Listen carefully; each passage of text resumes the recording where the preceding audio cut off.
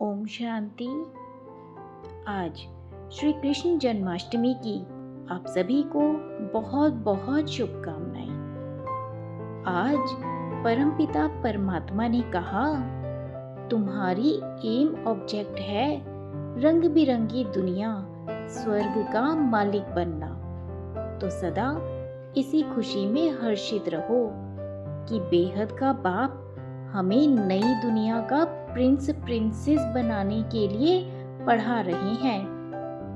ज्ञान रत्नों को धारण करते रहो और याद में रहकर वाणी को जौहरदार बनाओ। दूसरों के विचारों को सम्मान देने से आपको भी सम्मान अवश्य प्राप्त होगा। बस उसके लिए मेरेपन के सूक्ष्म स्वरूप का भी त्याग कर सदा निर्भय और बेफिक्र बादशाह बनो। अच्छा, ओम शांति।